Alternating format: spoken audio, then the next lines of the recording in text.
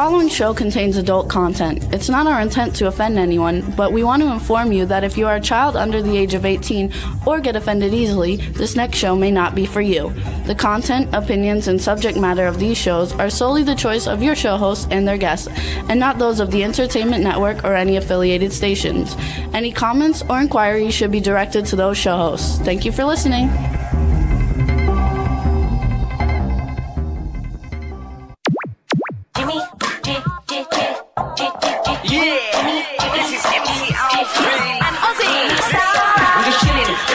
Sitting down and designing, where every man in a thinking, what are we gonna be wearing?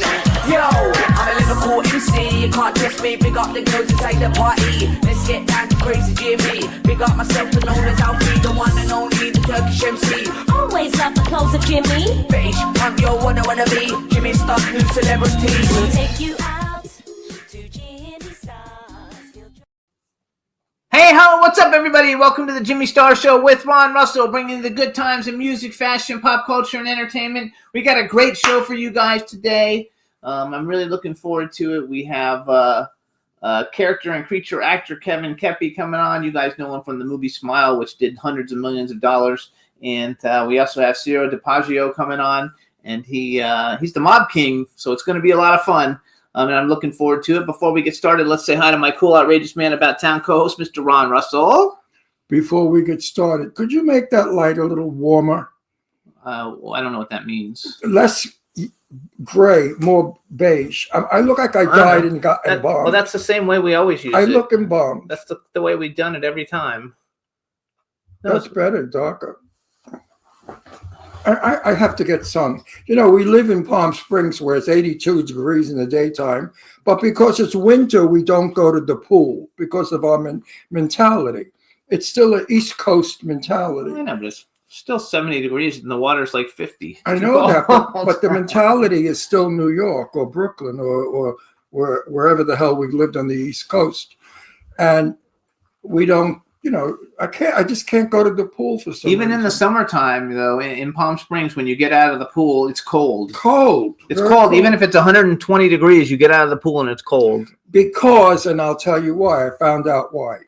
Florida, you get out of the pool, it's hot because humidity holds heat. And when you get out, the humidity is hot. Palm Springs, there is no humidity at all. So when you get out of the water, you don't have heat. You just have the breeze. And the breeze is coming off the mountains, which have snow. So the breeze is cool. It's a very strange climate. But anyway, I need to get sun. Yes, a little bit. You too. I never sit in the sun, so I always look like a zombie, so it's okay. I know, but I'm usually very dark, and I'm not dark at all. Look how light I am. I look like an albino. Anyway, you guys, it's going to be a fun show today. We have today's show, and then we're going to have our Christmas show next week because Christmas and New Year's falls on a Wednesday, so we're not going to have any shows for 2 weeks, so we're going to regroup ourselves and take a little break. So next week will be our Christmas show. It'll be a lot of fun. I don't know who's going to be on it yet, but we're going to start inviting people tomorrow, and so it's going to be a lot of fun. I can't wait. We always have fun on iTunes. Our last year's Christmas show, I think, is our #1 show on iTunes. Was our last year's Christmas show. Out of all the shows, like that's the one that was downloaded the most. It's hard to get people because they're all away. You know, all the celebrities that we know, they go back home to their family. You know, their mothers or whatever. I just would like to say one thing today because I'm a little upset. I was on Facebook this morning writing my usual column, and I wrote something that someone I thought was a friend of mine disapproved of. And I realized that they put politics before friendship. And I think that's so sad because if you put politics before friendship and then you upset the friendship because of the politics, then you weren't much of a friend, were you? You were a fake friend. As long as everything goes your way and you please that person by kissing ass and giving into their whims and their likes and dislikes, God forbid you write about something they dislike and then they become evil, nasty, cold, or mean, or rotten, or whatever the fuck they become. I really don't give a shit because I have 5,000 followers on my Facebook page. Maybe, I don't know how many of them, but I have quite a few of them that are friends that I see socially. So I really don't care. If I lose a friend here or there that I don't really give a shit about, I don't go crazy, because I always said, see that seat where you're sitting, somebody else could sit. And it has happened all my life.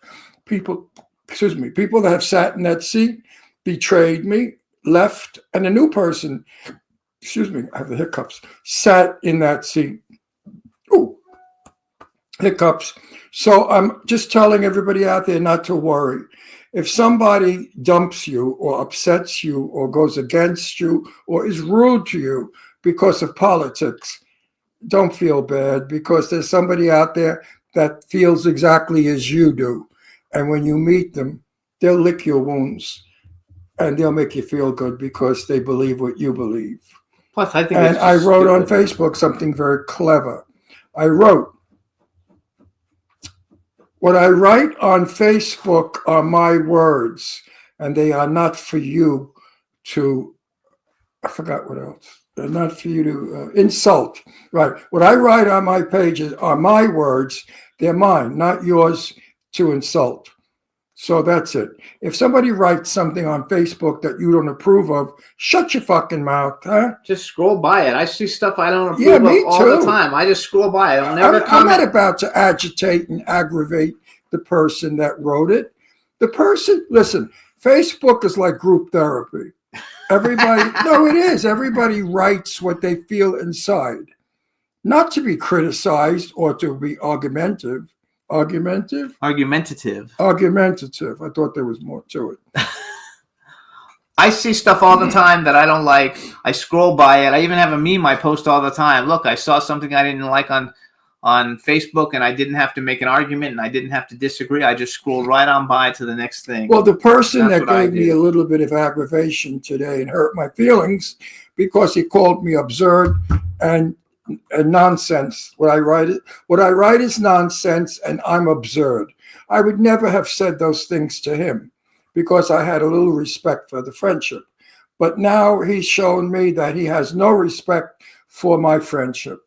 And if you don't respect my friendship, guess what? You can go fuck yourself, because I don't really give a shit. So end of conversation. So they like our shirts. Oh, yeah, but we clash. We clash a little, but I said to Jimmy, when he wears the print, I should wear a solid, and vice versa. We also want. And Jimmy said, no, it looks good. It's fun. You have no taste at all.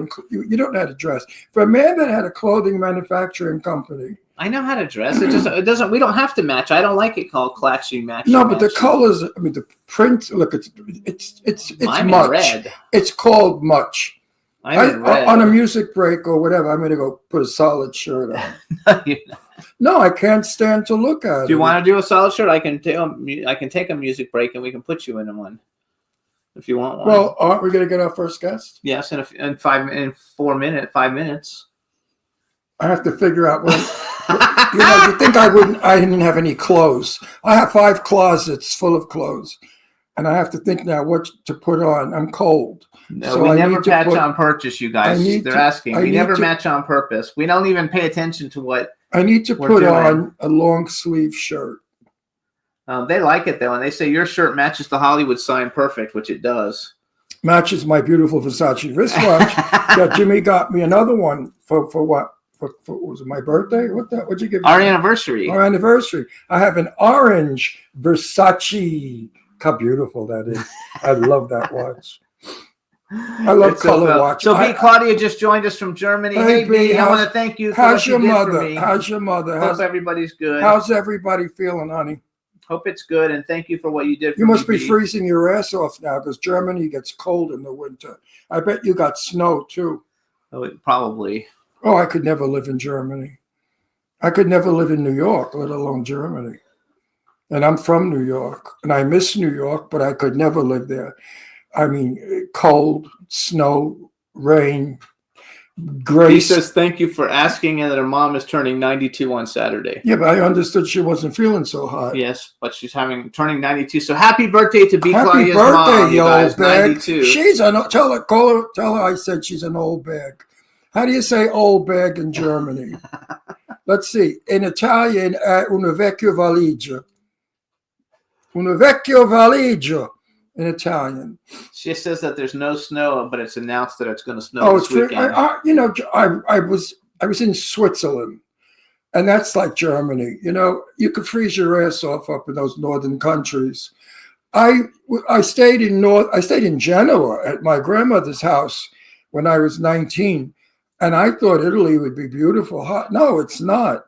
It was very cold in Genoa in the winter, freezing. And they don't have adequate heat like we have. They don't have steam heat because it's a Mediterranean climate. So they get a couple of cold snaps in January and February, and your balls start to ring, ting-a-ling-a-ling, because it's cold. And actually, B. Claudia says her son is in Switzerland, and it's much colder in Switzerland. It is very cold in Switzerland. I love Switzerland. I don't care for Switzerland. As a child, that was my favorite destination that I ever went to. I was in Geneva, and I found it to be very gray. The buildings are gray. They have these weird statues in the street. I got in at night about 2 a.m. because we drove up from Genoa, and there were all these statues, like people sitting on park benches, people underneath street light, but they weren't people. They were statues. It was like a whole village of fake people. And I just thought that was bizarre. It would make a wonderful set for a movie. I'd like to shoot a movie with those statues. Well, she says she loves Geneva. Geneva is.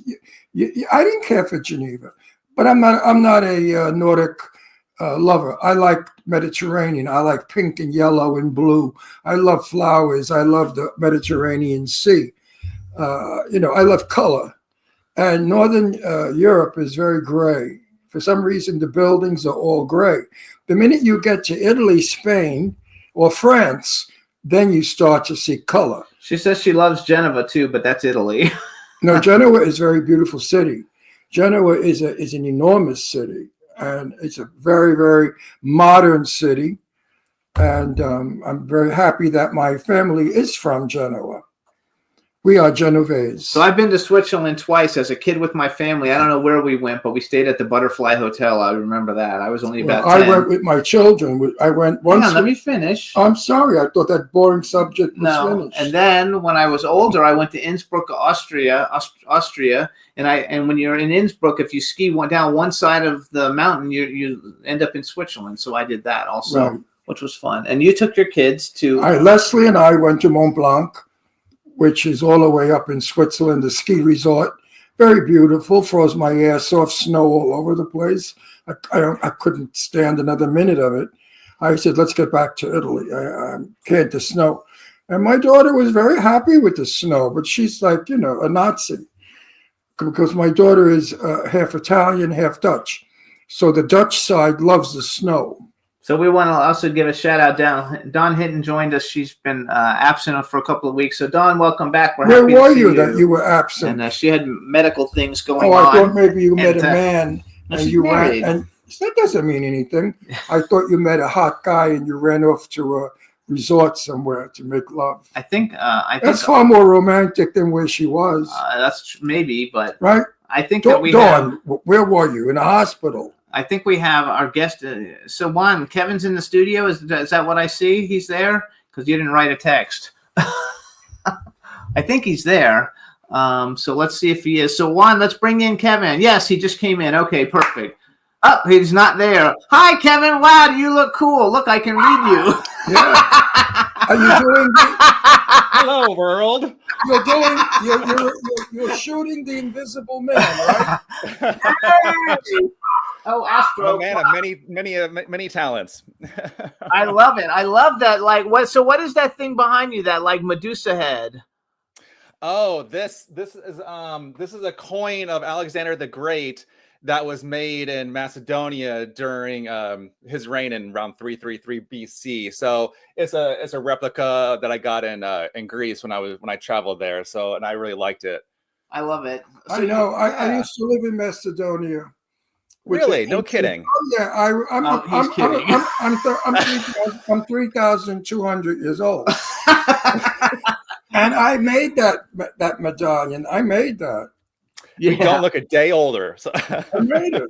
So hold on, let's do an actual intro. All right, everybody, now we want to welcome to the Jimmy Star Show with Ron Russell, character and creature actor Kevin Keppy. He's a great guy. Welcome to the show.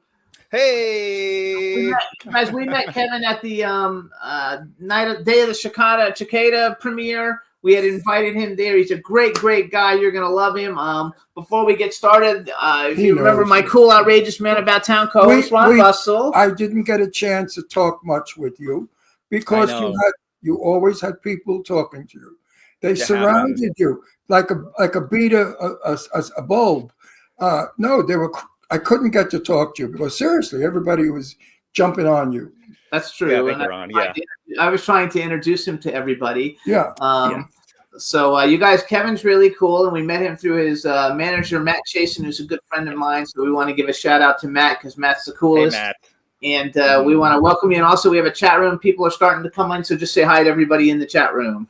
Hello, chat room people. There you go. So the first question we have to put out, is the standard stupid question. Mm-hmm. What movie are you working on soon? No, we're not going to do that now. We're going to come back to it. I hate that. Already. Wait, I hate that question.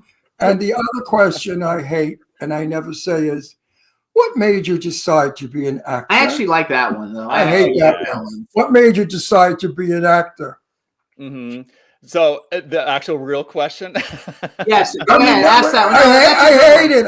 Answer it now that I said it. A stupid question. Absolutely. Well, I'll try not to ramble too much about it, but I've always been a shy, introverted person. I went to art school. Yeah, I went to art school for college, came back big into computers and gaming. I have a computer animation degree.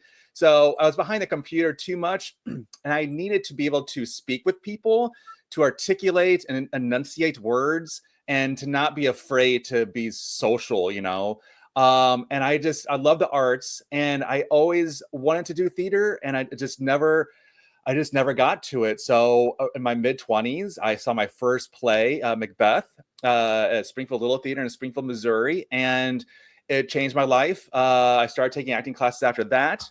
And then I did my first theater show, Dracula, a script version from Bram Stoker.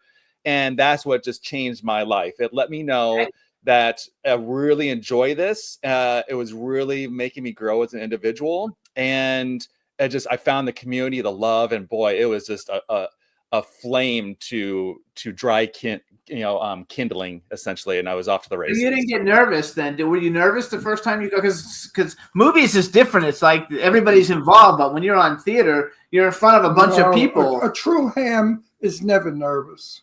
Yes. Well, I'm not a true ham, that's for sure. So I'm a true shy person. No, I'm a ham. I'm a true ham, and I have never, ever been nervous.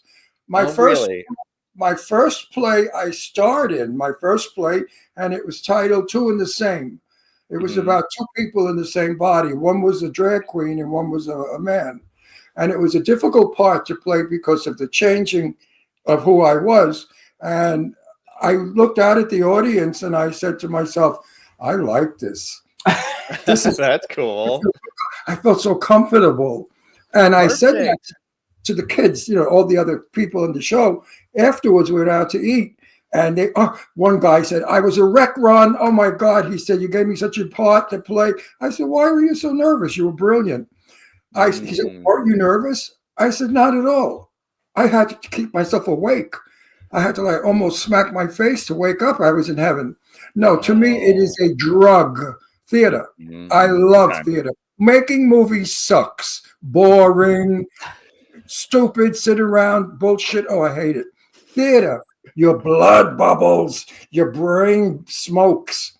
Theater is intimate. It's passionate. You can get really passionate. Theater is the actor's realm, where film is like the director's realm. You know. So how long did you do theater before you decided to go into like film then?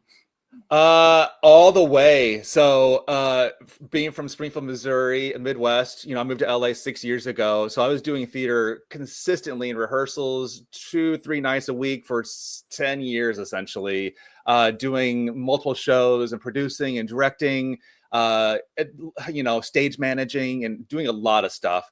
The only time I slowed down is when I moved to LA. I still want to do theater. I still want to start my own production company, a little theater company I do. But it is challenging when I'm focusing on my film career, and you need to be available for that. And everything costs money, so I'll get back to theater. It's very expensive to live there too. It's so expensive. So I want to go back. So I just want to tell a little quick story because our audience likes our stories. I was offered a starring role in a 2-character play called Neil's Garden. It was a brilliant play that did such a success on the East Coast. It's about an old queen who invites his ex-lover to his house because he's going to commit suicide because he has AIDS. It was a wonderful script. I got the script, and I was living in Florida at the time, and I went down to the beach under a palm tree. I'm reading the script, and then I got in the car, and I said, I can't remember one word of what I just memorized. Yeah. And that was the start of my goodbye head. So I turned the role down. It won acclaims. The guy that was playing my part got a whatever award. I was heartsick that I could not do theater anymore because I cannot remember lines even in a movie. I mean, I read the line, I know it off camera, then I walk to this camera and I forgot it. I'm 84 years old. At 84 years, it's not, Meryl Streep, it has trouble. So now I have the earplug, and I use the earplug. Now I think I might even attempt to go back to theater because with an earplug, I can go back on stage. He remembers the line. He just needs the first word or two to get him started. I forget what lines go where to whom. Isn't that terrible? So wait, I want to go back. So I spoke to a doctor about it, and he said this is very common at your age because people in their 80s reverse everything. They hear in reverse, and they could speak. I can speak backwards. I never could before. Now I can speak backwards. So it's amazing how when you get old, your brain gets weird. Yeah, that is weird. I want to go back. So where did you? I just wanted everybody out there to know that it's not an easy chore being a stage actor. I know, it's very difficult. Am I right? Yes. Big time, but it's super rewarding and very challenging, and you get to really you get to live, in the moment. It's powerful. I know, I love it. But so it's not easy work, kids. So all of you out there that think you're actors, you're going to be on stage, you're going to be great. Not at all. And if you fuck up a line, you better know how to cover it up. Yeah. There's no mistakes. There's no do-overs. No do-overs. Indeed.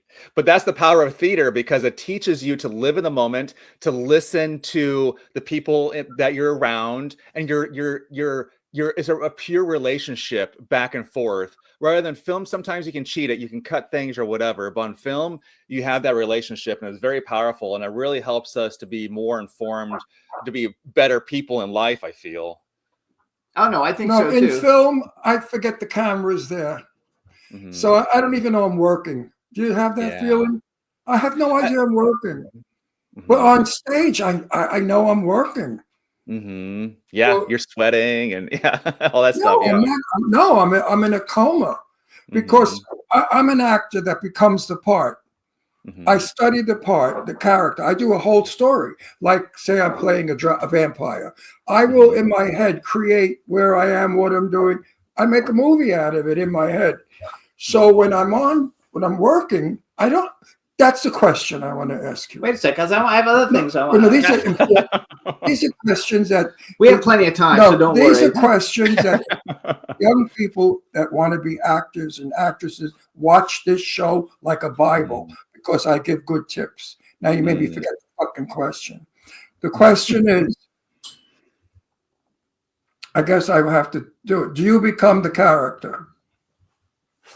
Yes, you need to Or- find the character. You need to you find the stand- character. Mhm. Or do you stand next to the character and watch him?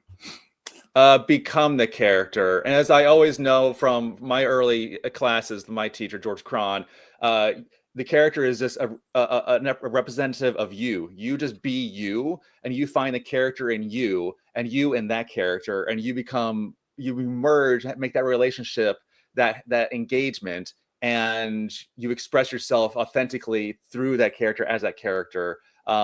And it does take work. It absolutely does take work, regardless if you're doing character stuff on stage or as a creature. It's all the same, can be. I've never seen your work, but I'm sure it's good because I like what you say.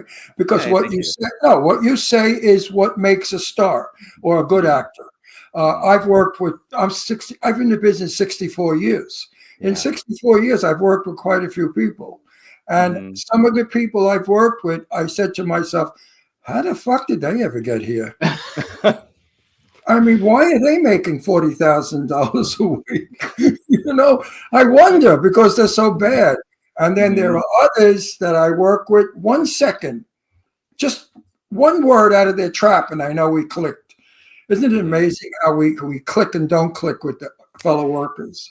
Absolutely, yeah. But everybody has their place in the play. The world is a stage, and we're all as performers. Whether in the world or actually on the stage or in front of the camera, everybody has their place. Whether you're 12 years old, or you're 84, or whatever gender you are, or whatever skin tone you have, like everybody has their experience, and that's what's really important for, especially theater and also film is. It's a full representation of humanity, I feel, and that's super cool. Yeah. Absolutely. So before you became I just came off of a movie a couple of weeks ago where there was a creature. I call these people creatures.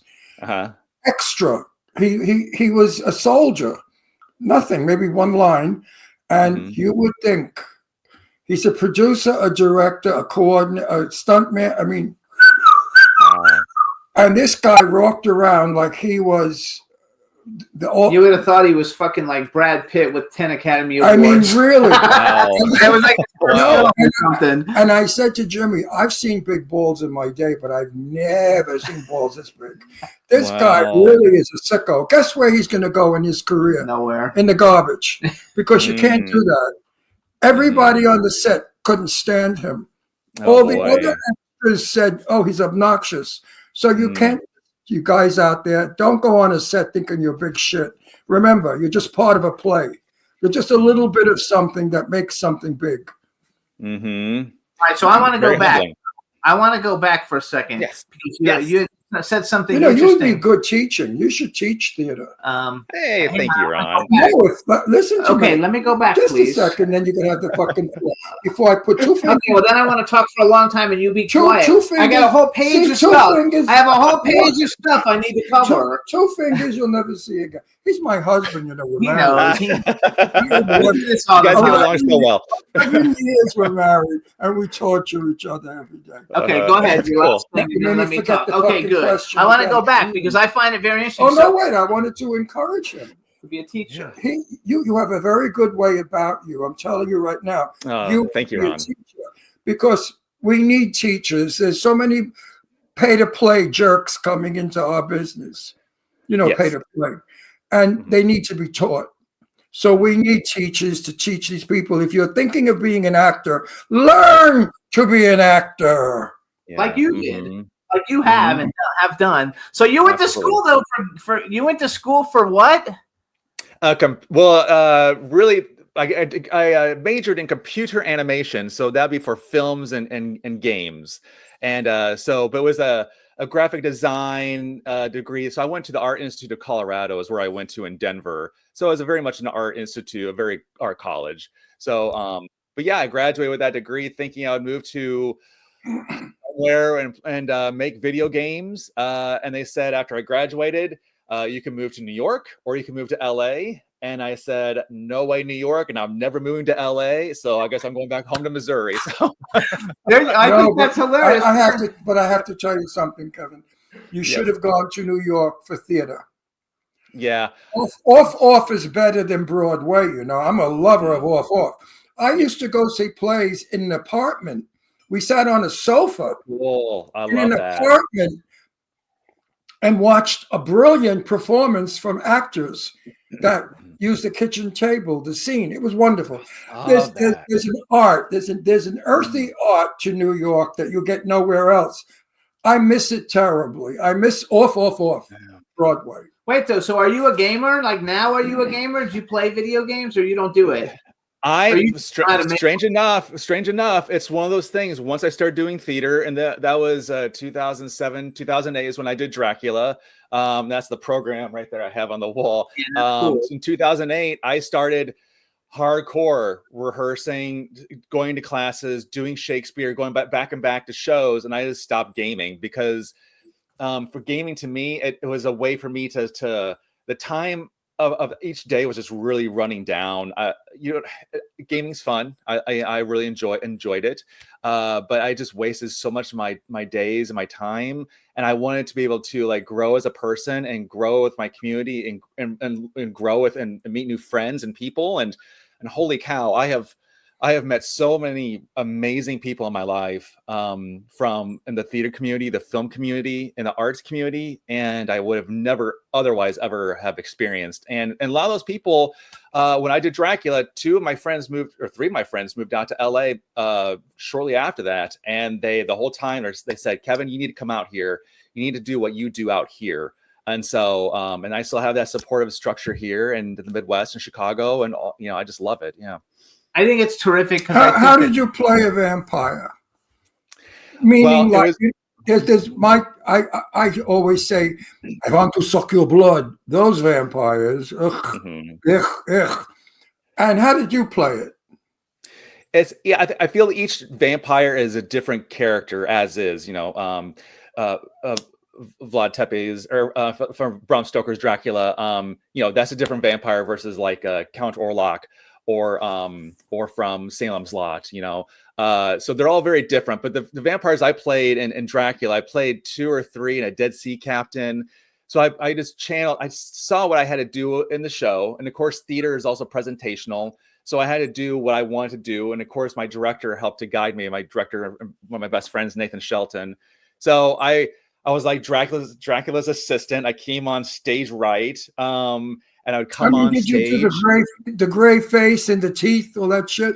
Totally. Yeah. I grew my nails out. I also had long hair at the time. So I got a nice paint job, makeup. My friend Nathan did the makeup. And so I had teeth in and the regal, and I was wearing. So you were a scary Dracula. Indeed. So it was very much period piece. Yeah, that one. Because I'm starring in a movie soon called O Negative, where I play a vampire.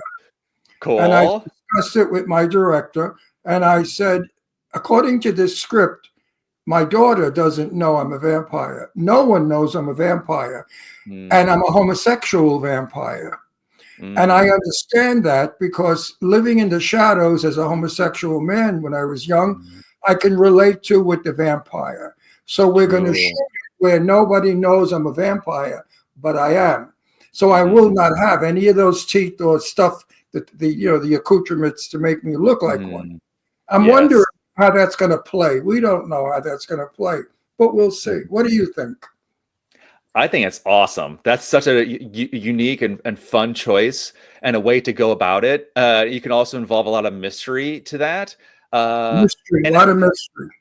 So a lot of things can be really showy and presentational, like fangs or like big makeup or nails, but a lot of times, none of that. Yeah. So, but all these stories, all the horror, it's all based in stories and characters, who we are, dialogue. Indeed, it's from the writing is the super powerful, wonderful script, by the way.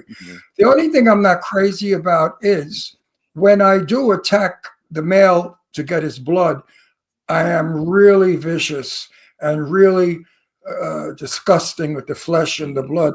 That part I'm not happy about because I don't like that sort of stuff anyway.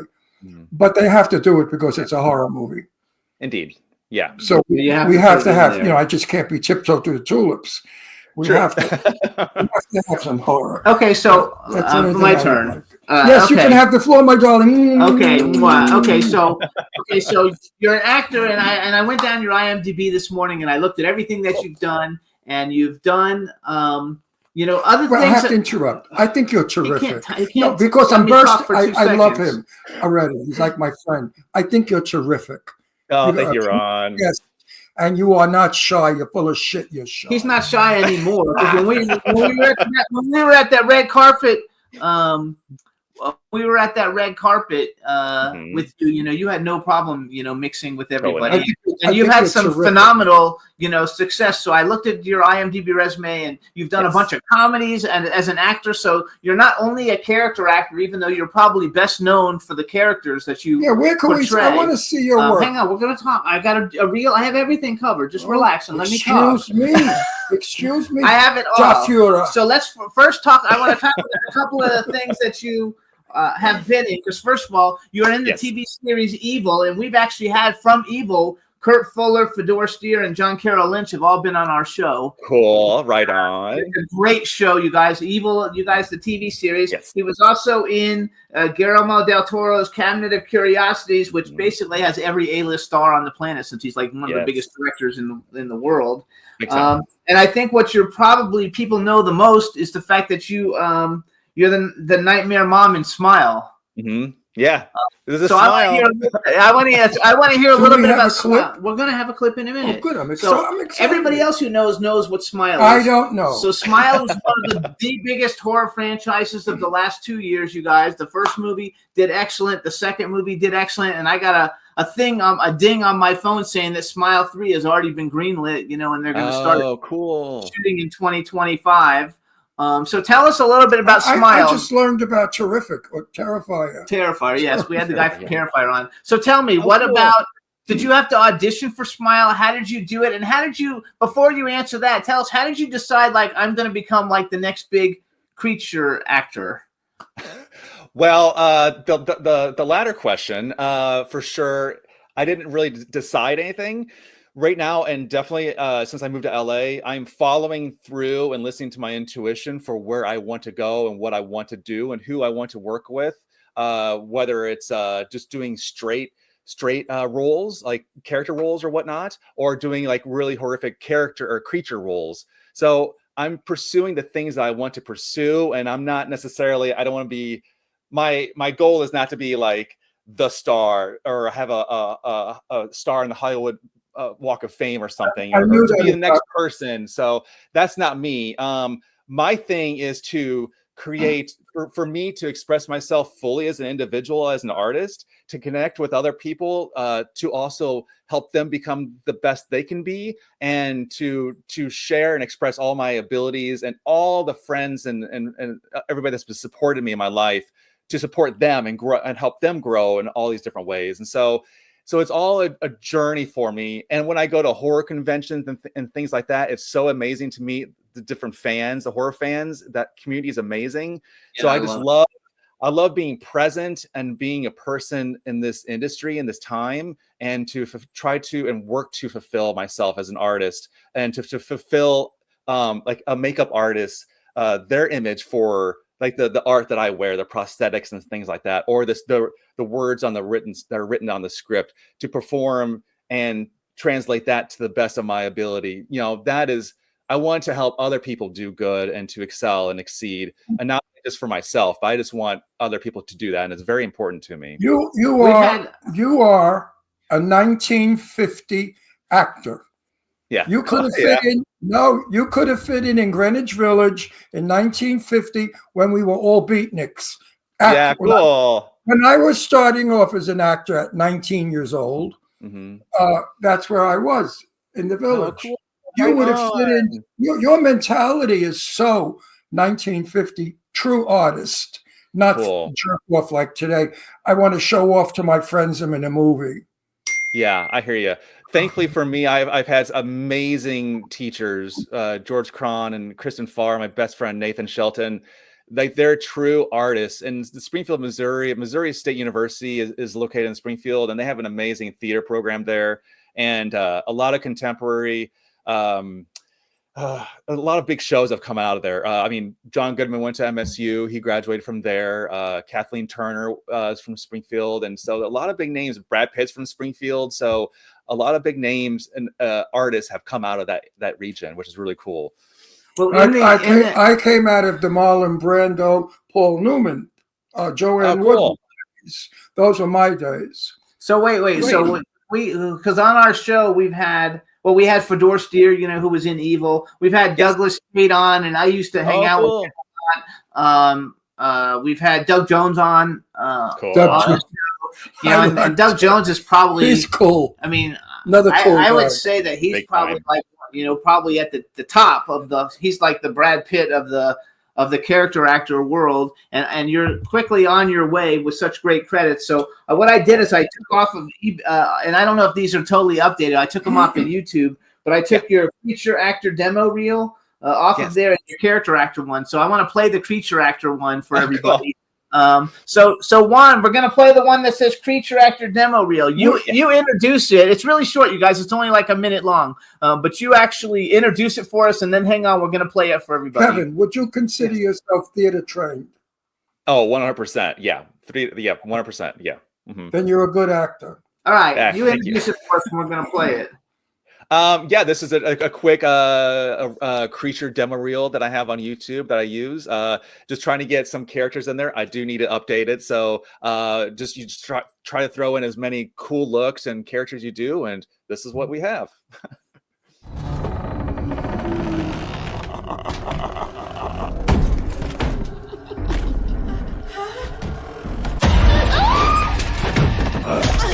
You can't escape your own mind, Rose.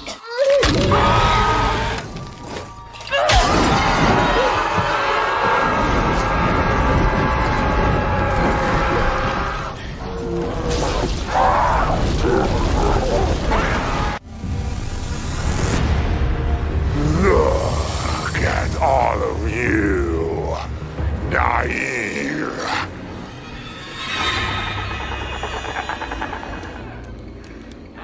You've come for the gem of courage. Your quest will be over.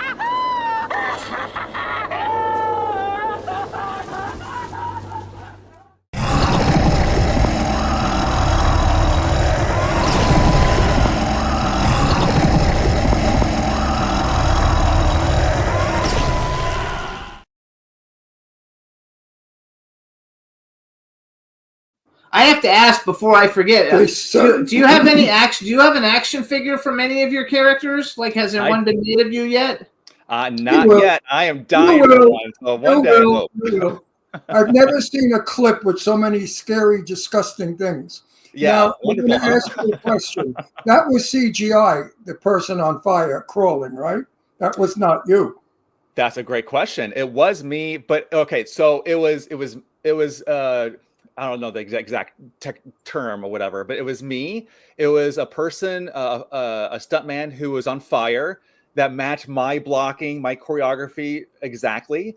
And then they added some CGI a little bit to show some of the flesh falling off. So they merged all three in post. So it was definitely me, and then the fire burner, and then a little bit of CGI. When they break your arm or whatever in there and the bone pops out, that is the creepiest shit ever. Yeah, right. It was so good. Yeah, And those yeah. creatures really are frightening.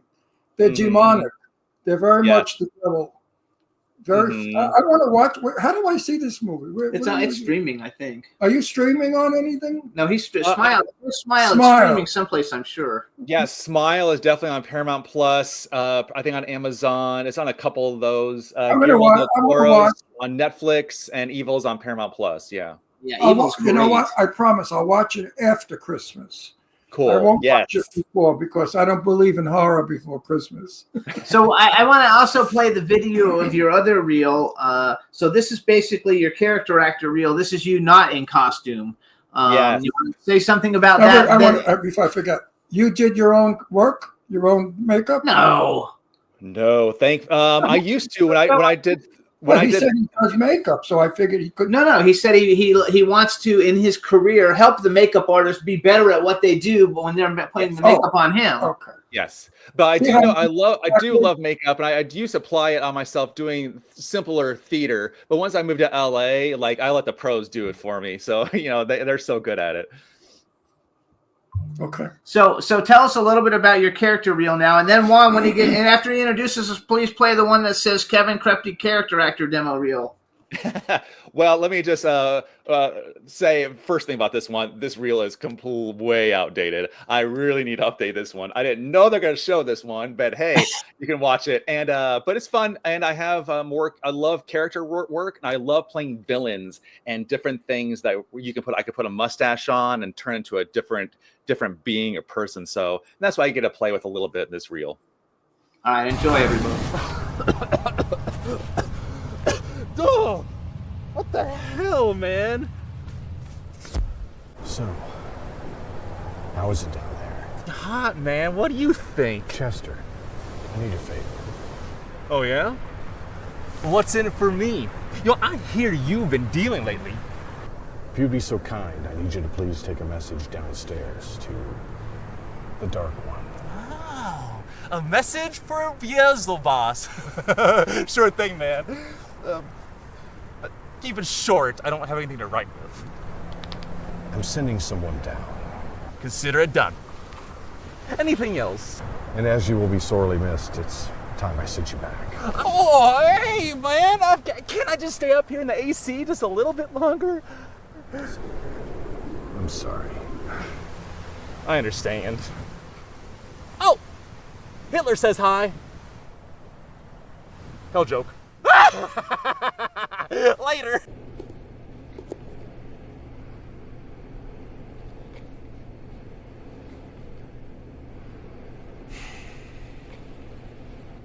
So, did you avoid Harry? Yes.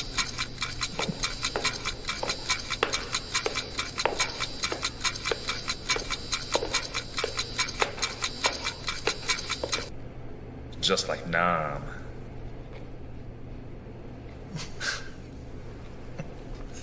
You seem to have a knack for finding the unexplained.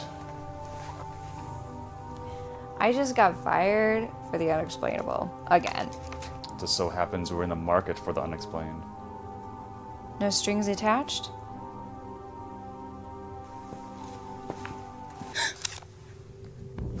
There are always strings in this Tesla.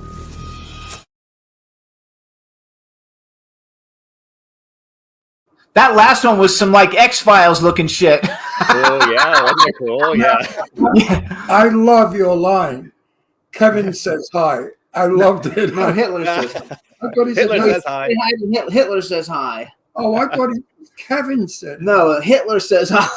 Oh, that's even funnier. Yeah. It was a good line. He says hi. Yeah. I love the line. It was good. I really can't tell you're acting because it's all camouflage. I have to see you really working face to face, close up, back and forth. And then I understand. Yeah. I know you're relaxed. You're very. I could see what you are. You're very calm. You're very relaxed. You're very poised. You're very together. So I know who you are already. I don't have to. Yeah. When we met you the next day you were going to shoot a movie. Was that The Wolf and the Lamb? So that was before. So I had shot that. I had wrapped that one probably the week or two before we met, and then I was going back to Montana to work on another film that's still in the process of shooting that one. Yeah. Okay, because The Wolf and the Lamb, I'm sure it's probably not out yet. This has such a good cast, and I just wanted to brag about it just because it's so cool. So you have Adrian Palicki, Clint Howard, Angus McFadden from Saw. Yes. Zach McGowan, Cassandra Serba, who was literally a guest on our show in the first year we were on the air. Oh, cool. Back in the day. And Mike Mannon, he's an Emmy winner, and he's been on the show twice, I think he's been on the show. So that sounds like an awesome movie. And you also did a movie, I guess you did a short called Something in the Woods, and then it turned into a feature film. And we've had Nicole Sinaglia, Dave Sheridan, both on the show, Dave a bunch of times from that. Dave. So what happened with that one? Something in the Woods, you did a short and it was popular, so you guys turned it into a feature? Well, that one is I was really only brought in to fill in some scenes, some needed scenes they needed to do after the fact. So really, I wasn't involved at the beginning of that movie. So I was involved in that movie, but not in like fully as like the main creature actor that's in it. So they mostly brought me in for pickup stuff after the fact. So that's why. So I wasn't really too involved with that one. So who are some of your favorite? What are some of the favorite movies that you think the creature is so great? And number 1 and 2, do you think that you're getting a lot of the creature roles because you're 6'6" or whatever? I mean, you're tall and lanky. Is that? I'm sure that helps a lot, right? It does, yes. So creature actors are definitely they can look like me, taller, thinner, expressionate. I'm very expressionate. For me, I can move makeup and prosthetics really well underneath because I can move big and my eyebrows can move big. And I learned a lot of this stuff from doing theater. I'm to be a big actor and to move big, but sometimes when you need to move that rubber on your face to do that. So, but there's also creature actors that are really short, or there's all different sizes or contortionists. So, but yeah, so anyway, so yeah, I love doing creature work, and of course, Doug Jones has always been. I've always looked up to him and his work and what he's done, and he's done so many amazing roles. The first role when I did Dracula, my friend Nathan said, "Watch Buffy the Vampire Slayer. Watch the episode Hush that has the gentleman in it." And so Doug is in it, and Camden Toy is also in it as a gentleman, and they are both amazing performers.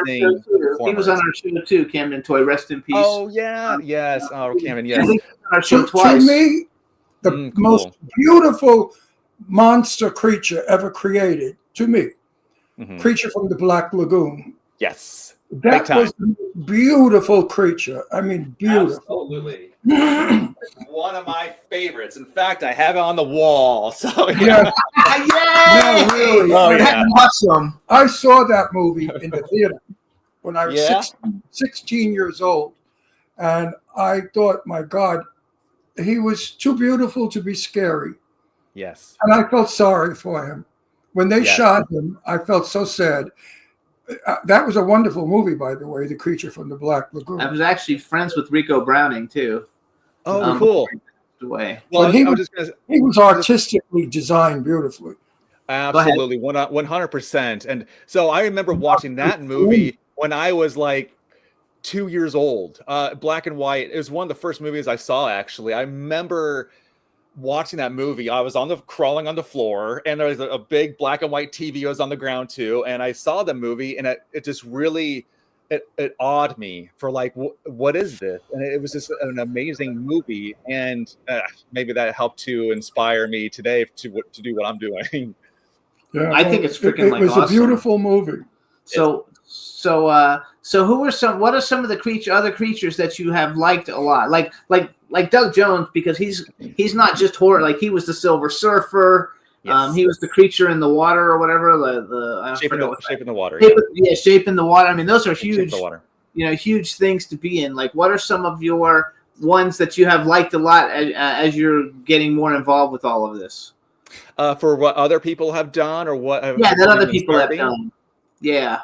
Well, definitely. I mean, like Hellboy, that movie that Spectral Motion worked on with Ron Perlman. Ron Perlman is an amazing. I mean, he wore rubber as in Beauty and the Beast, and so him and like Doug, and of course like Doug Tate and all those different characters and of course I'm a big Buffy the Vampire Slayer fan, and so all the monsters that are in Buffy, and I'm a huge X-Files fan too, so all those monsters I've really loved and looked up to, and Camden played he played two other roles in Buffy and Angel, Gnarl, and I just love those characters, because it's not only, that's the thing, is that when you see a character on screen, big screen or little screen, is that not only is it going to be a horrific thing or whatever, but there's a real true hard actor in there that's performing a character that has never been done before.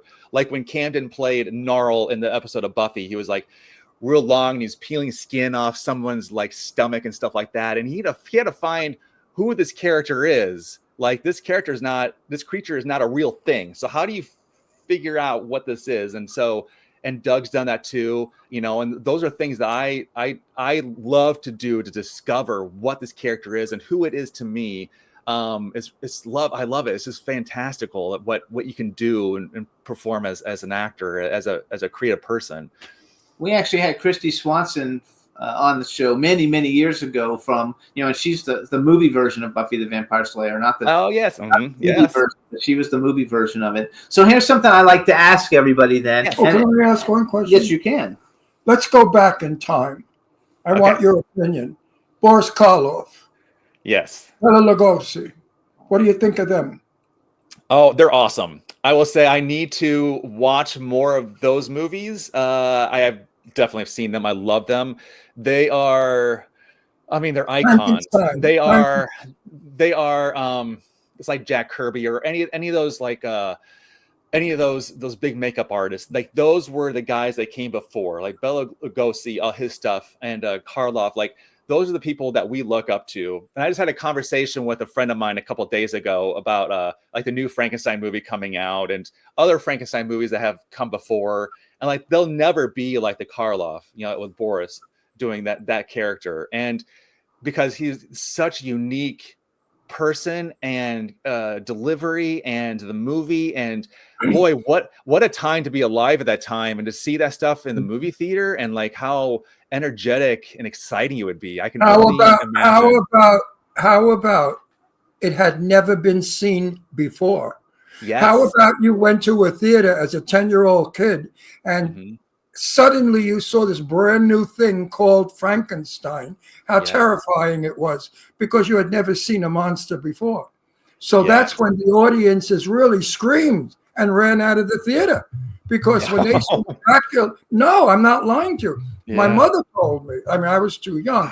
My mother told me when she went to see Dracula, people fainted and people ran out of the theater because they had never seen a dead body or, Dracula.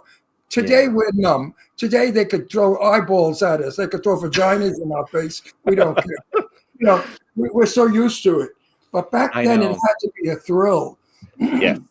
He also got really scared from the original Night of the Living Dead. Oh yeah. A really scary one, for him. I saw it in bed like a jerk at night with the lights up. And I watched it and it affected me for days. I thought it was the best of the best. The black and white. Awesome. I watch it every October. I love it. It is a wonderful movie. Wonderful. So here's something I like to ask, and yours is going to be like, instead of a 2-part question, it's going to be a 4-part question. Okay, I'll try to easy it along. Yeah. I want you to. So if you could have been in any movie ever made, what movie would you have liked to been in? And when I say that, I want you to give me 2 answers. One as a character, and one as just an actor, and one as the creature. Okay. And then the second part of the question is, if you could work with any actor and actress that's ever been, around, living or dead, who would you have liked to work with? And that's that one could be as a creature or as a regular actor, just to kind of get who you like. Interesting. Well, you're definitely putting me on the spot here. So, well, I can think about this for days. At least for the last question. I always just want to work with Doug Jones on in front of the camera. I want to share a scene with him.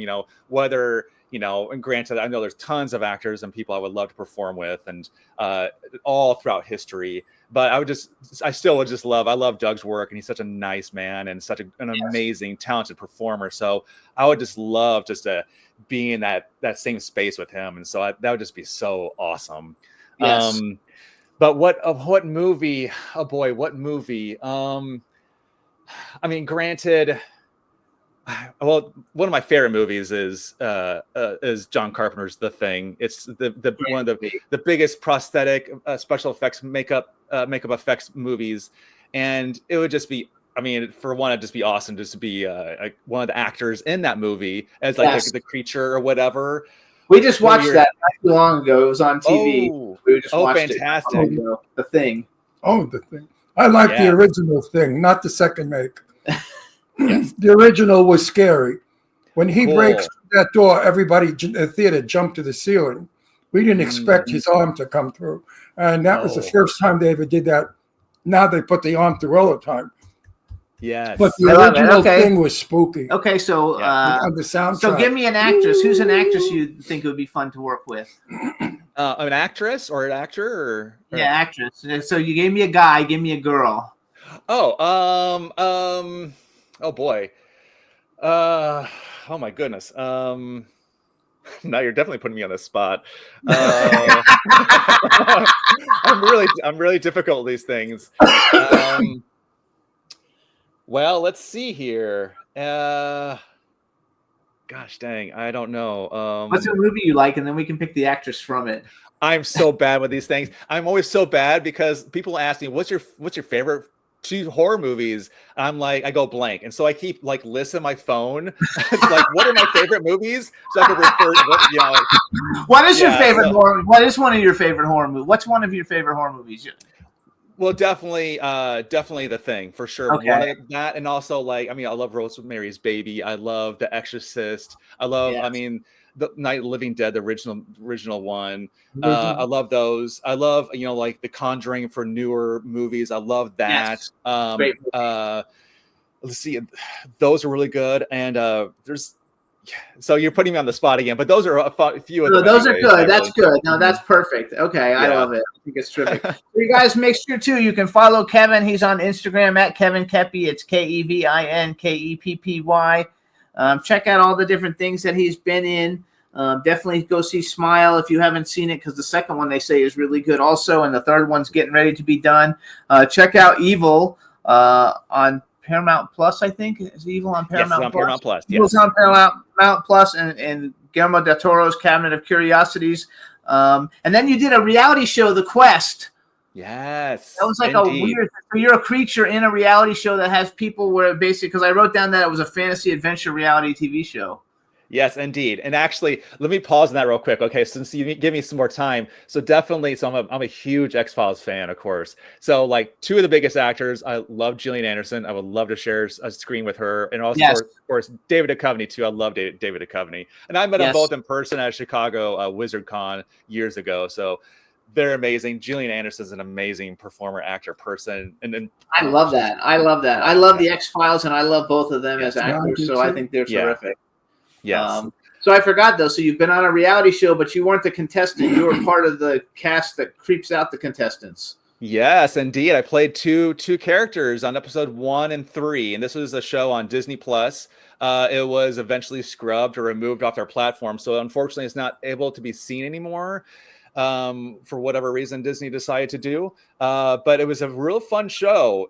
It was kind of like a reality show, part fiction, part nonfiction, where teenagers, 13, 14, 15, a group of them go throughout, have this adventure. I'm sure they know what's going on, but they're wearing like, garments of the time, like medieval stuff, and they're on an adventure. It looks fun. It looks fun. One of the producers on it, great producing team. One of the producers was on Lord of the Rings, so it had a very much a Lord of the Rings feel to it. Nice quality. It was really well done. They did one season. They did one season years ago in Austria, and this is a new season they brought back, and they shot that in Napa Valley, a cool castle, in wine country, and so it was really cool, fun. I played 2 characters. But it was a very interesting experience because I have murder mystery experience being in front of people, and of course a lot of theater experience. And thank goodness, because it's interesting because, like, for instance, I'm the witch and I'm turning around, and so when the kids are like greenlit, they're having this experience. They're going through living their life, doing this adventure, but nothing's stopping them. So I'm called a set. They're ready to go. So team 1 comes in, all the like normal camera crew and stuff like that. They're getting my wides, my close-ups, my turnarounds, and nice, like good, like epic shots. I love those voices. He does have a wiggle voice. I have a question. Would you love to do the Rocky Horror Show? I stage managed the Rocky Horror Show, and I was backstage on the Rocky Horror Show for another production, but I would love to play Riff Raff. I've always wanted to play that. Oh, you'd be a great Riff Raff. You'd be terrific in Rocky. All right, so, I want to say one more thing.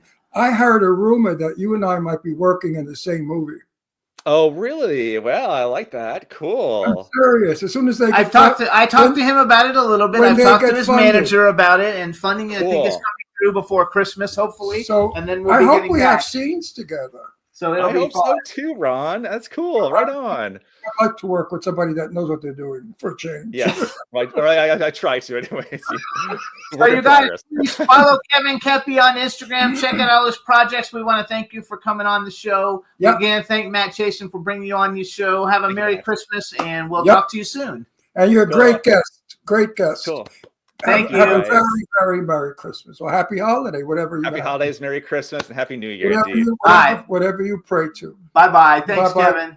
See Bye. you. Thank you, guys. See you at the next red carpet. Hey, you guys, real quick, so we don't run out of time, we want to play this song. This is a very good friend of mine, David Martinez. He works with Lady Lake Music. This is his Christmas single. It's called Christmas in Corpus Christi. It's a fun rock kind of Christmas song. We want everybody to hear it, and then we'll be back with our second guest. So enjoy, you guys. Christmas in Corpus Christi by David.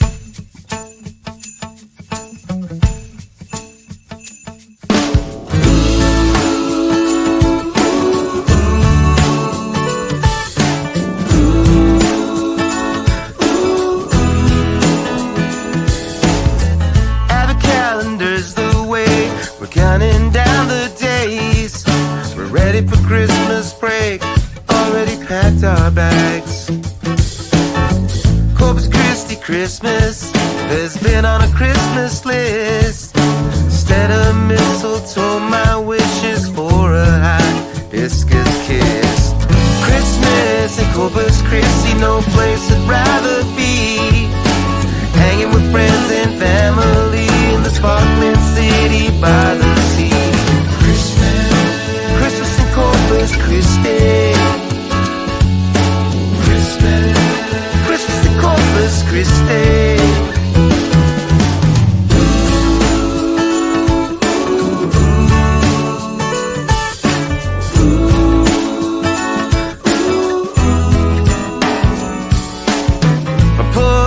Padre, all along the bay, 70 with a cool ocean breeze, pizza winter freeze.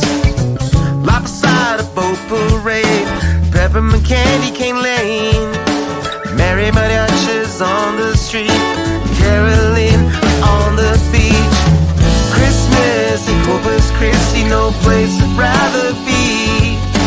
Hanging with friends and family in the sparkling city by the sea. Christmas in Corpus Christi. Christmas in Corpus Christi.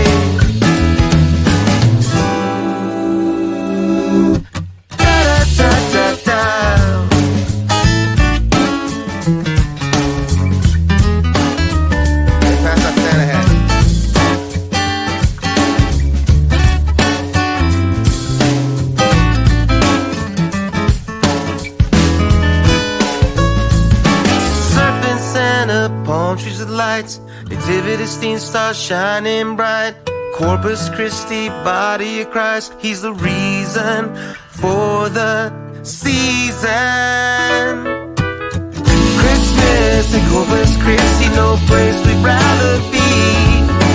Hanging with friends and family in the sparkling city by the sea. Christmas in Corpus Christi, place to be on Christmas Eve. Children laughing merrily, bonfires on the beach. Christmas in Corpus Christi. Christmas in Corpus Christi.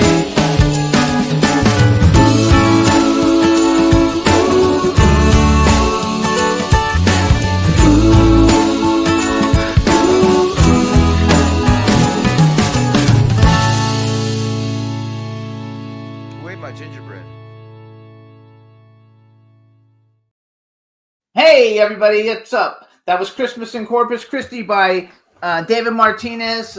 He works with Lady Lake Music, who's one of the best music promoters on planet Earth. And you can find her on Twitter at Lady Lake Music. Ron went to go change his shirt, I guess because he didn't want to clash, but hopefully he's coming back. Yeah, here he comes. So then we're going to bring on our next guest. But hang on 2 seconds. Let's let Ron sit down. Hope everybody enjoyed the song. And Ron put on more of a solid shirt. Yay! All right, everybody. I couldn't stand that clashing. It was making me nuts. All right, so we're going to bring on our next guest. So let's bring him on, Juan. Let's make sure we can hear him. Kind of nice that looks now. Hello. Hey, guys. All right, so please let me make sure I love the Philip Plein sweatshirt. That's really cool. Is it Ciro Dapagio?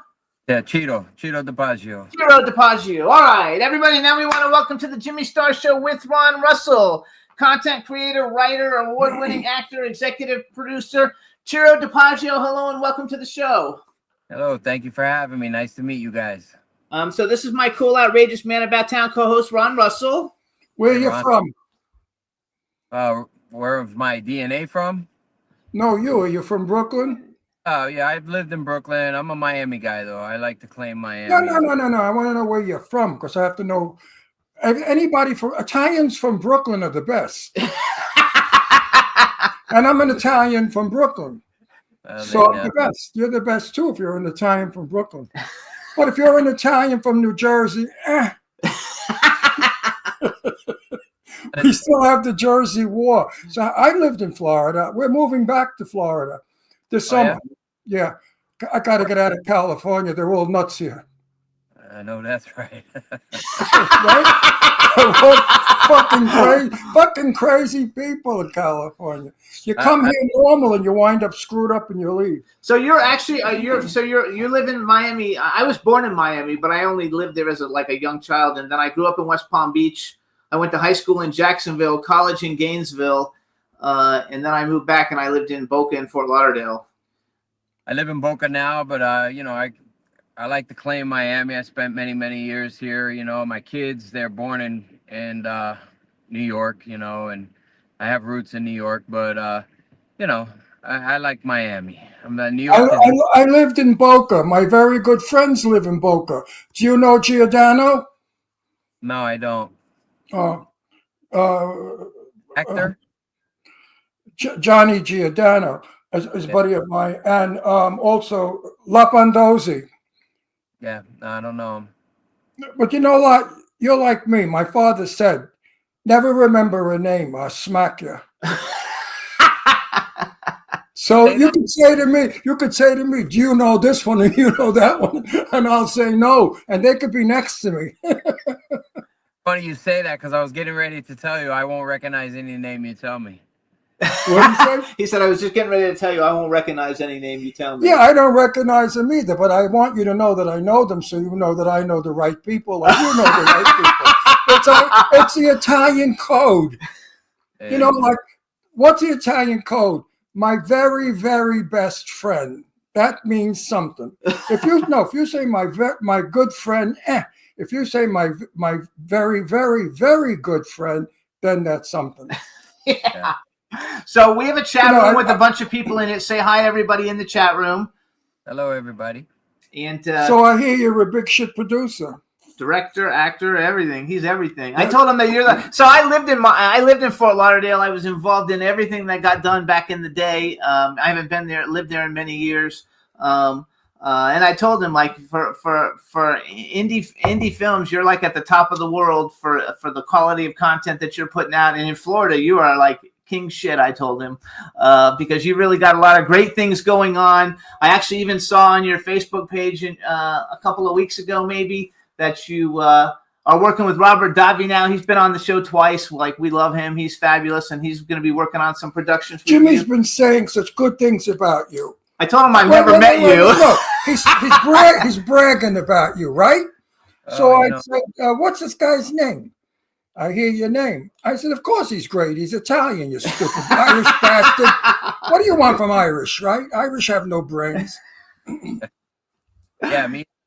Of course he's great. He's Italian from New York. What do you think? Okay, go ahead. Say what you were going to say. Me and Robert Davi, we've partnered up. We're going to be doing a couple of projects coming up, and I'm very excited about it. I've also going to be doing something with Danny A. Abakizer. I don't know if you know who he is, but he's a great director. He's done Inside Man, Mob Town. He's got Mob Cops coming out. He did The Engineer on Netflix. It's really a big deal. And, you know, I'm excited about those projects that are coming forward. My new movie about to be released is Silent Partners. It's based on, loosely based on a true events here in South Florida in the 80s. And it's a mob genre film. And it stars James Russo, you know, from Donnie Brasco and the Yep. You know, it's got Gary Pastore, who played Matty the Horse on The Deuce. It's got a bunch of other people. Mike Marino, Make Italian Again, America Italian Again, comedian. Actually, I wrote it down. I wrote some of it down because some of these people I actually know. I did a film with Barry J. Minoff back in the day when I lived in Florida. It was like a Corey Feldman film. It was a terrible film, but it was fun. Oscar Torres in it, who's been on the show. Anthony Carone, I don't know how you pronounce his name if that's incorrect, but he was just on our show a couple weeks ago. Joseph D'Onofrio, Nick Vallelonga, believe it or not, we just met him at a red carpet event like recently here in LA. And we're friends with Gary Pastore on Facebook, you know, so kind of like, so tell me this, because you kind of got into the game a little bit like late. You haven't been doing this that long. You've been very successful. A lot of your stuff, because your first big hit, Mob King, you know, like everything is very like mob oriented. Is that I noticed that you're getting ready to do a horror movie. Maybe I think I remember reading on your page. But like, is the mob thing like? Is that something that because you must be really good at it? You got all these great mob actors and everything. Listen, if you're an Italian from New York, you're good at the mob. That's all I play. That's all I play because of my Brooklyn accent. Yeah. When they meet a gangster, they say, get Russell, because he talks like a New Yorker from years ago. And, you know, not too many people have the ancient Brooklyn accent like I got. So go and answer the question a little bit about doing the mob stuff. Tell us a little bit about Silent Partners, and then I'm going to play the trailer for everybody so they can see it. Okay. Well, Silent Partners originated, it was originally going to be, it was a pilot based on a very close relative of mine, Dave Icovetti Sr., who was a Gambino boss down here in Florida for 40 years. So me and my brother Dave Jr., we decided that, you know, we were going to do something about it. But then when I wanted to turn it into a movie, I went ahead and switched the names, you know, so it is still Fat Dave, but we don't use the Icovetti name. We use a different name that I put in there. And so that, you know, it's going into a movie.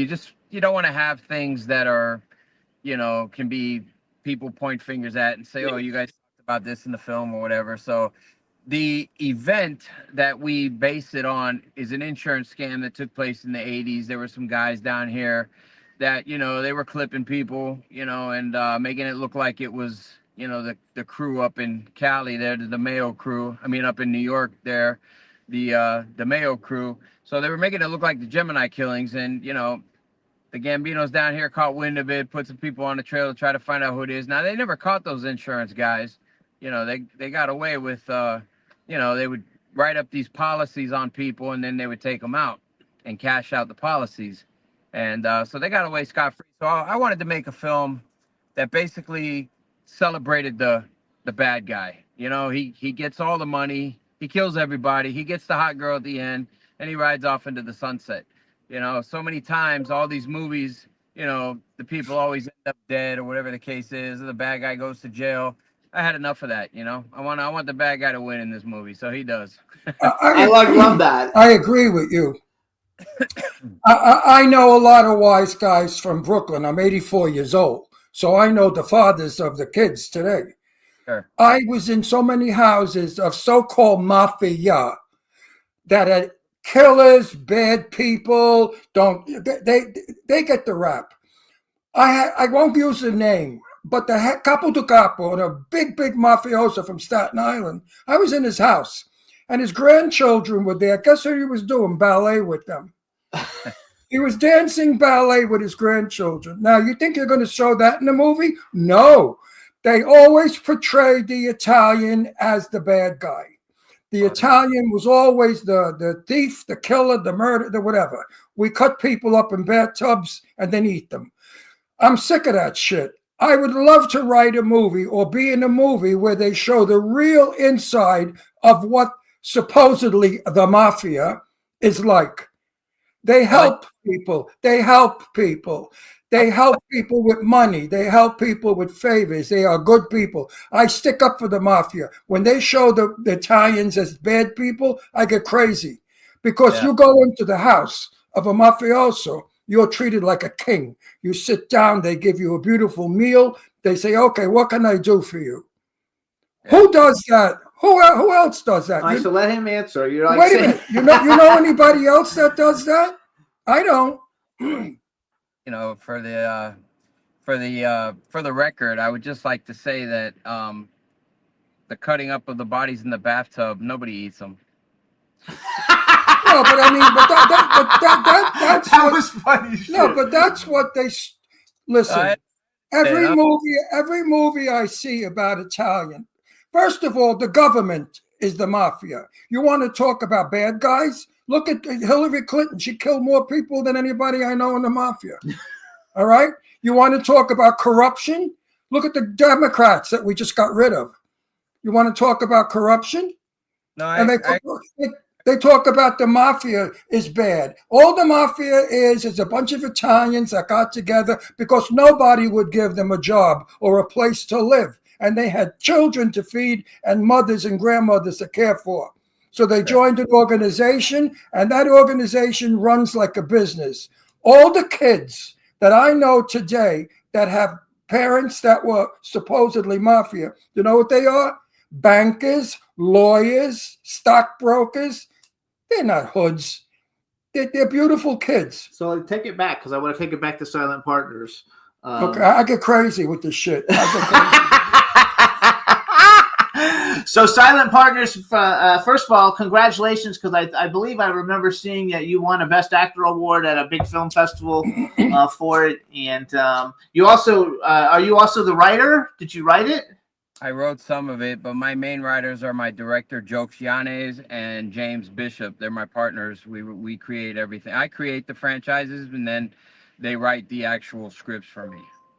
Okay, so Juan, we're gonna play the video I gave you that says Silent Partners trailer, but I want you, Ciro, to just introduce it for us, and then hang on. We're gonna play it real quick, and we'll be right back. Okay, so this is Silent Partners. It's coming out in April of 2025. I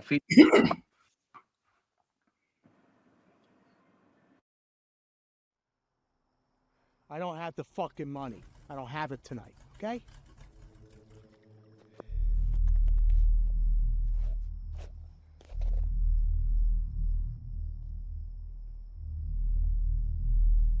I thought you didn't swim. It's a nice pool. My name is Valentine. You'll get to know me as Charlie. It's a character I cooked up when the Chicago outfit decided to run a play in the South. Coming here should have been a fresh start for me.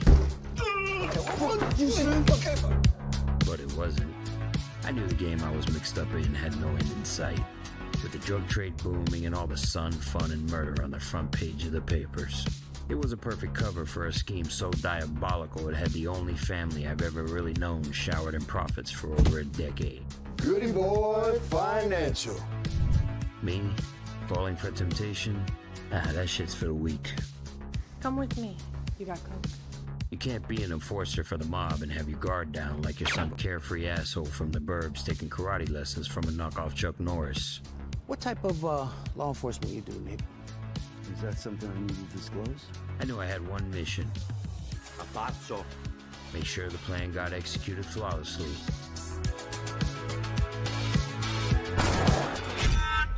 And that's what I did.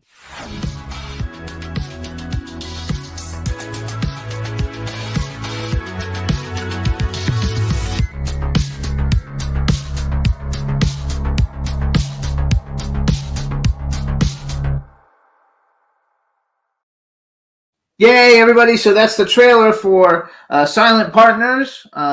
It's coming out in April 2025, like he said. I love it. So it looks really good. You look really good on screen. And I know that you kind of made your name in the Hollywood film world with Mob King, which I think, I'm not sure if I understand the series of events, but I think it started as a TV series, and then you turned it into a film. Is that correct? That is correct. So because Mob King, like everybody knows Mob King, like when everybody wants to movies. watch the Italian mafia. They love it. You make a movie about them. Look, there's a guy on Long Island out in Suffolk County. He does movies. You might even know him. He does movies all about the mafia. He did the one that, what's his name? Is it my friend? Yeah, I know. The Irishman. The Irishman. This guy makes all these mafia movies. He makes a fortune. Then he has a red carpet where you pay $125 to walk on the red carpet. Then you go afterwards to a big catering hall where he has dinners for everybody to eat that went to see the movie. Guy's got a business going like you can't believe. He's making a fucking It's fortune. not the Irishman, though. You're talking about the guy who's in the Irishman. The guy who's my friend's in the Irishman. Yeah, because the Irishman's like an Academy Award. Yeah, no. But this guy, he probably knows him. I forgot his name. But he's an Italian from somewhere. So no, I want to go back though. What a racket he's got! I want to go back to that though. So Mob King, because everybody knows it. No matter what, like whoever you talk to, and we've had a ton of like Sopranos actors and different like actors on the show over the years. People who are in a lot of the different mob kinds of things, and everybody actually knows Mob King. So in a very short time, and we also had Russo on. Johnny Russo. He probably knows Johnny Russo. Russo was on our show. We've had like a whole bunch of different people. We had somebody's daughter who's like a lesbian who was telling us about how when she was a kid. What's his name's daughter? My big time. Anyway. Oh no, the one that got beat up under the table. Anyway. What the hell is his name? Also, you're in Florida. Do you know Jack O'Halloran? I don't know anybody, to be honest with you. Okay, Jack O'Halloran was a big actor in Superman. He was the bad guy in Superman 2. He's safe to know. You can say. He's a safe one. He's a famous actor, but his father was his stepfather was. I don't remember. The guy, the Italian guy who gets killed in the barbershop. I don't remember. Anyway, so you made a big name with Mob King. You have great people in it: James Russo, Robert Lasardo. He's a really good friend of ours. Artie Pasquale, Oksana Lada, Joey Catalano. Again, Anthony's in it, and I think in the TV series. You also had Gia Salazar, who I did a TV pilot with her many years ago in Florida. So that was your first one. How did you decide that was going to be the first story that you did, and why do you think people are so drawn to it? Because it's really been very successful. There's a couple things that I do differently than what Ron there likes the most. When I create mob movies, I want exactly the opposite. I don't want the stereotypical, hey, where's my money? I'm gonna break your legs. When guys come down and film with me, I try to tone down the New York accent, because in South Florida, I was in those circles. I know how things went, and it was a big thing down here where you didn't accentuate that. Like Fat Dave, few of the other guys, I'm not a name dropper, I'm not a clout chaser, so I've never really done that. I just create my own path. But I know how the beats work. I know how the street works. I know how it all goes down and how to craft the stories around it. And I think people just gravitate to that fresh perspective. Like Mob King is basically, a guy comes out of prison after serving a bunch of years. He wants to get back to his life, and set of circumstances, as they always do, pull him back in, so to speak. You know what I mean? And he's got no choice but to operate in those parameters and try to save his family and stuff like that. And I like to have good acting. I cast everybody myself in Mob King and Silent Partners. I do a lot of the legwork on my own, and if I'm not doing it, it's one of my teammates like Joe Xianes or Jay Bishop. So we got a good little thing going on. I think we make some good stories, and there's in order to people love those type of street movies and stuff like that because they get to live vicariously through those characters. Because let's face it, 99% of the population, thankfully, are not going to do 30 years in prison. They're not going to run out there and chop a guy up, as you say, and put him in the bathtub. They're not going to do these type of things, so they like to be able to go to work on Monday morning, stand around with their friends and be like, hey, say hello to my little friend, and live through. But there's a human side to everyone, and film can bring that out. And I'm only wishing that film would bring out the human side to the racket, the reason why the racket became a racket, the reason why the Italians became what they became down in Mulberry Street. My grandfather, great-grandfather, was Vincenzo Vincenzani. Vincenzo Vincenzani had all the napkins and tablecloths in New York City restaurants in the 1800s, like 1890, and before the turn of the century. All right, the stories that my great-grandmother told us, what they did to the Italians, if they ever did that to the black people, there'd be a revolution. Nothing has ever been done to black people like what was done to the Italians by others. Raping their daughters in the hallway, not letting them live in an apartment. They had to live in a tent in the street. What? You think the Italians had it easy? So all of you fucking people out there that are moaning and groaning now because you don't have steam, heat, and hot water for 10 minutes, read history. I want to go read back. the history of the Italian. I would love to make a movie about the way it was and why Italians were the way they were. Don't realize that, it was very, most Italians immigrated here first in the 1850s, 1860s to New Orleans. It was very bad there for them. And then, of course, in the 1898 to 1902, the influx into, Ellis Island. So, yeah, it was better in New York because there was more Italians. But in New Orleans, they faced persecution, which was pretty bad. That's right. They hung that Italian, the famous Italian. They hung when everybody went, not La Mano Nera, the Black Hand, was then back there. That was before the mafia came, the Black Hand. But they strung up 2 Italians in New Orleans. Hang on. So also, first of all, just to let you know, because the chat room is very complimentary, they said they thought you looked great in the film. So they're all saying, also they're correcting me, and Jack O'Halloran, who was in Superman's father, was Albert Anastasia. We shouldn't say that. You know what? There's a book on it, so no, it's questionable. It's questionable. Anastasia was his mother's lover. Not really. There's something. Anyway, there was something there where he's not the blood. So what I want to do, Anastasia's blood. Because everybody really likes Mob King. So what I want to do real quick, because it's a short trailer, is I want to play the Mob King trailer so people can see it, because maybe we can get a bunch of eyes on that one, since the other one's not out yet. So how about if you introduce it to us, and then Juan, after he introduces it, just play the Mob King trailer real quick. But go ahead and introduce it for us, please. This is Mob King, a story of Mike White and his family as he gets released from prison. You can see it on all the streaming networks like Amazon, Apple, Tubi, all of that good stuff. Just Google Mob King.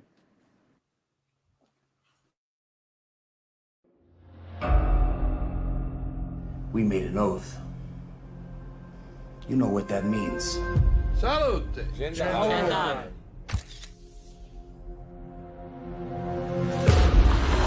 All those years away from his family. For what? So that when we need real protection, it's all blank stares?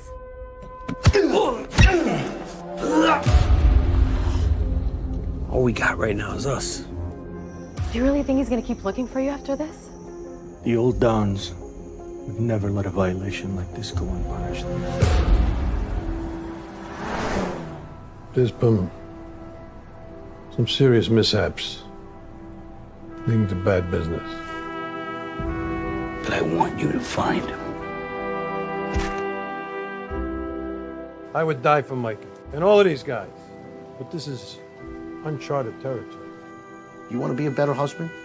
You want to be a better father? Then you get them back to life that you and Mia worked so hard for. We live by it. We work by it. And not anything or anyone can break it.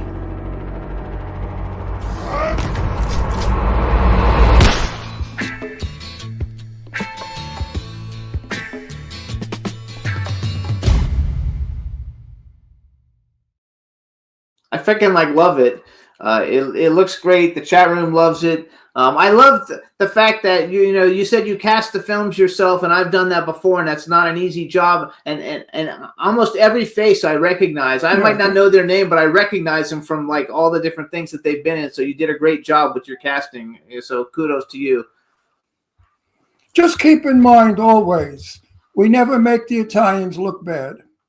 Yeah. That's all. No matter if they blow somebody's head off, we don't make them look bad. So I see on your IMDb you've done a bunch of other stuff too, but I want to ask a little bit about mostly because we're friends and we're friends with a lot of people in it. You're doing a video game. It's called Dragonfly Escape from Deneb 4 with Gigi Edgley, Robert Lasardo, and Donna Lee Heising, who they've all been on the show. Donna played my wife. Yeah, Donna played his wife. In I the movie. love her. I love her.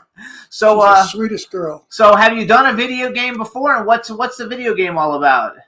I think that's Dante's series, that Dimensions of War, that he's trying to put together as a movie and video game and all of that. He has me playing one of the main characters on there, so that's been in development for a couple of years. So we'll see how that turns out.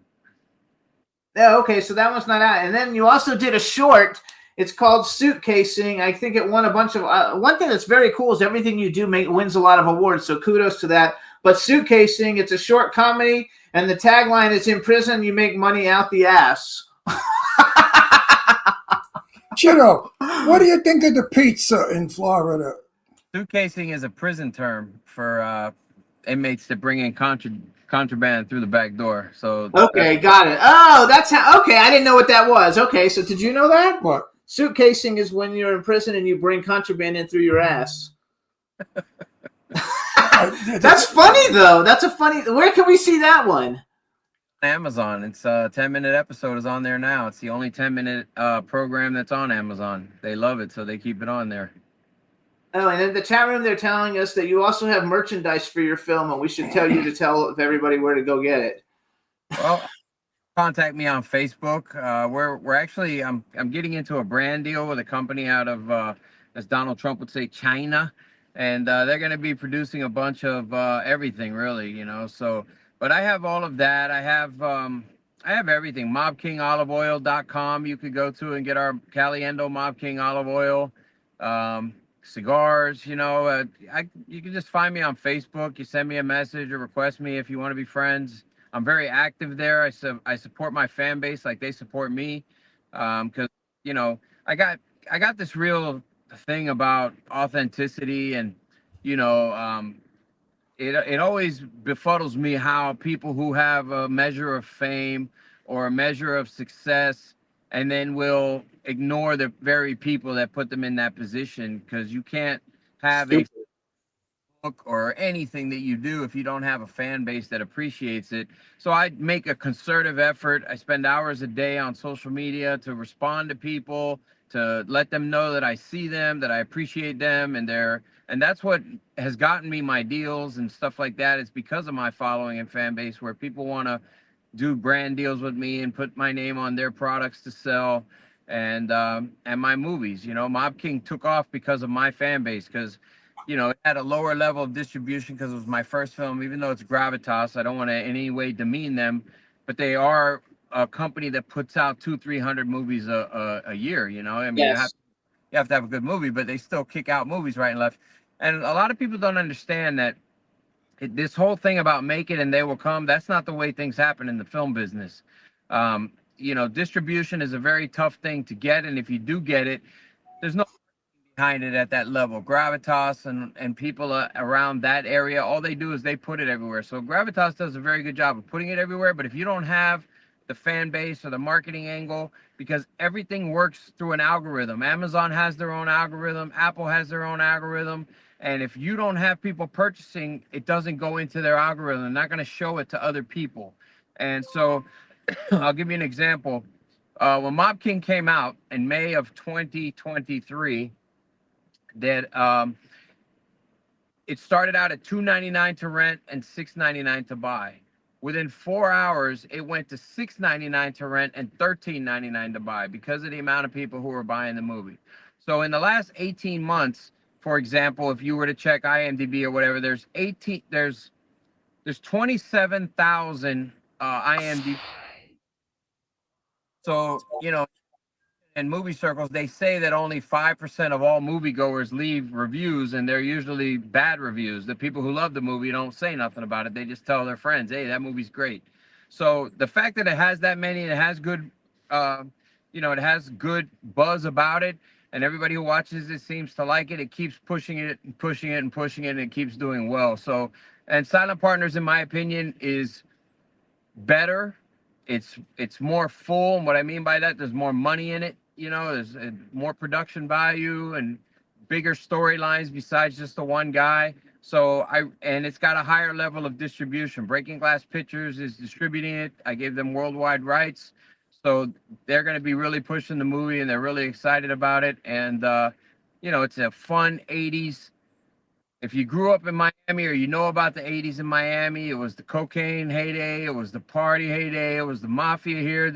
South Florida has always been an open territory, so all 5 families could operate here, and they did. And so, you know, it just we converged that world of the outfit from Chicago, the New York mob, the street life of the cocaine world, and then you have these insurance guys running around clipping people right and left to get their money from a policy. I think everything that you said is super. You know, that's one reason why our show has done so well, is that, you know, we try to have a good time, but also, like, I'm like you. I don't think my social media is quite as big as yours, but I got like 1.5 million followers or something, and they're pretty interactive and engaging. And I think that a lot of people don't know, because I also make films like you do. People make the film, but nobody has a business plan to how to get it out there. And I think that's, you know, that's why most films don't, you know, make it and don't do very well. We're actually working with Breaking Glass Pictures on one of our next films. And I was just the guy who's doing the music for it's in Florida, actually, Luis Martinez, who was a big guy in the 80s, actually. He did like Expose and all the big, you know, music groups in the 80s. And but you're right, and people don't approach it as a business. And I think the fact that you interact with everybody, you know, is super, super duper important. We do that too. We interact with everybody in social media, and when we go out places, you know, we talk to everybody. It doesn't matter who they are, you know, because that's the only way to actually build a fan base, and you need the fan base to make everything successful. So you've done a wonderful job with it. I want to say kudos about that. I have 5,000 friends on Facebook. Fuck it, that's it. He's 84. He doesn't do the rest of them. I don't do the rest of the TikTok and your sister's cock. I don't do any of that shit. I got no time for that stuff. I do Instagram, Instagram, Twitter, and TikTok. And TikTok's actually my favorite out of all of them, even though I have the smallest following. It's a lot of fun. So why don't you tell people, how do they find you on social media? It's very easy. I'm Ciro Dapagio on Facebook, Ciro Dapagio on Instagram, Ciro Dapagio on TikTok, even though TikTok's going to be going away here soon. So, you know, that's where I'm at. You can reach out to me. You can send me a friend request, or you want to follow me. And I think you have to be friends to actually comment. You know, up to about 1.5 years ago, I had over 2 million followers on Facebook. And then I started looking in, because like you just said, I look at everything from the business side of it. And I found that having that many followers actually slows my algorithm from reaching the people who will actually be the people who go and buy the movie when it comes out. So yes. I spent a conservative effort over 10 months getting rid of literally over 1.5 million to 2 million followers over 10 months. Every night I would get rid of 500, and it's so aggravating because you got to go to each person's page and get rid of them. You know what I mean? You yes, but everybody thinks that having big numbers is good for you, but it's not. It's your interaction. You know, how many people actually like interact and correspond with you is what's the most important thing. And that's why I like TikTok too. So do you think they're really going to get rid of TikTok, or do you think they're going to work something out before the 20th? The only thing they can work out is if they sell it, and how are you going to sell it that fast? Unless I love your TikTok. Your TikTok is fun, so I love it. That sounds very gay. No, no, TikTok. I know, but it sounds TikTok. Gay. I love your TikTok. All right, so you guys, you want to follow Ciro Dapagio on all his social medias? Please check out Mob King. Silent Partners is coming out in April of 2025. Check out his prison short comedy Suitcasing on Amazon. And I also wrote down Backlash TV series. I don't know what that is, but Mike White. It's the same kid. Your character is Mike White in Mob King too, right?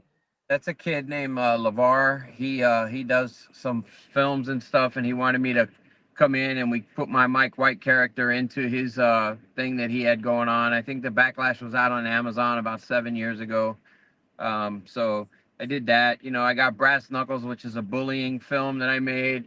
And, I'm doing Mob King 2. I'm going to be doing a good run with Danny A. and Daniel Knopf, who created Carnival series. He created NBC's Dracula. He was the head writer on The Blacklist.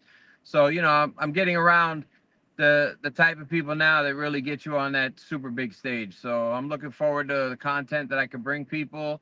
And, I'll still be down to earth. I'll still be responding to people, even if I'm as big as The Rock, because, in my mind, I'm just grateful that people like what I do. I think it's terrific. And that's a great attitude. Ciro, did you ever hear of the Wise Guys show in New Jersey? I did. You got to go on that show. That'll do a lot for your movie. Yeah, there are a lot of nice. Tell them Ron Russell sent you. Yeah, they're really nice guys. They're terrific guys. All Italian. Terrific. Yeah, they're great guys. I know, like I said, Joey Cat used to have something to do with that. He's a pal of mine, So yes. Right. Yes. But I think your interview on that show, because they have a big fan base now, could promote your movie good. Yeah, it's definitely worth a while to go on. And they're nice guys, and they're fun interview. They're crazy like us, So yeah, they're fun. They're a good time. So everybody, please follow him, support him in everything he does. We want to thank you for coming on the show. We wish you and your family a very Merry Christmas and Happy Holidays and Happy New Year. Best of luck with everything that you're doing. It's very impressive, and congratulations with all of that. And just enjoy your holidays, while you're working hard. And next summer, when we live in Boca again, let's go to lunch. All right? Absolutely. I mean, I don't know what's down there. The restaurants used to shit. I don't know if they're what restaurant is great? Johnny's. You ever eat at Johnny's? No, but I'll tell you where to eat. My friend Marco owns Nuvello's over in Yamato and US 1. Okay. Yeah, perfect. Because we used to eat in the one in the little shopping center. What the hell was it? Anyway. No, Gianni's. That's on Atlantic. Johnny Boulevard in Pompano. When Johnny was alive, the food was fabulous. Now he's dead. I don't know what the food's like. But it's very hard to get good bagels and good pizza in Florida. Yeah. Everything is rubber. It's very hard to get anything good in California. The pizza's terrible. The Chinese food is just despicable. California, they put jalapeno. They put jalapeno in everything. They even got jalapeno ice cream here. Jalapeno is in every fucking thing. Your ass burns for a month when you eat here. It's funny. Anyway, Joe, thank you so much. Merry Christmas. Best of luck in everything Buon you do. Natale, caro mio. Amico. And we'll see you. Thank you so much. You understand Italian? Actually. Yes, thankfully. Good. Terrific. All righty. Thank you so much, Ciro. Have a great one. Bye-bye. Ciao. Hey, everybody in the chat room. So next week is our Christmas show. We want to thank everybody for tuning in today. We got a couple of minutes left so we can talk. We have 3 minutes that we can talk about something. And I think both our guests today were a lot of fun. So we want to thank Kevin Keppy and Ciro Dapagio for coming on the show. There is a very large group of Italians in the hundreds of thousands who really resent these films about the mafia because it makes the world think that all Italians are connected to the mafia. Not true. There are a very small group of people that are connected to anybody. Not even so. I mean, the mafia doesn't even exist. It doesn't. No such thing anyway. If you really want to know it. But there's a lot of Italians that get pissed. They say, we don't want to be represented this way.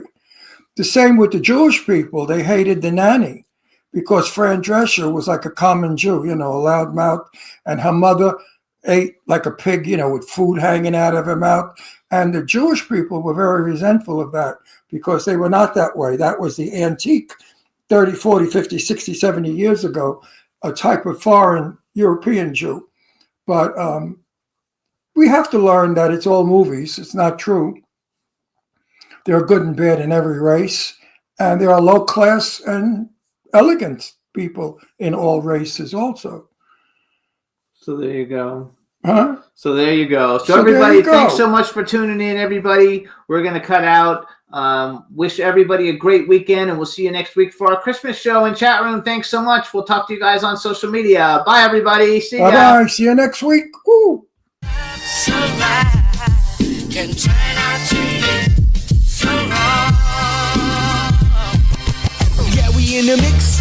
Yeah, we in the mix, it's another episode. Here we go, the Jimmy Star Show with Ron Russell. Interviewing the hottest, newest, and truest of today's celebrities. Make sure to subscribe so you can get notified weekly. Jimmy Star, he's the king of cool. Ron Russell, he's a gorgeous dude. Chat room is live and you would be a fool not to vibe with us at the Jimmy Star Show with Ron Russell. Come watch it live on W4CY Radio. Miss some past episodes, download on iTunes. The Jimmy Star Show with Ron Russell. It's the Jimmy Star Show with Ron Russell.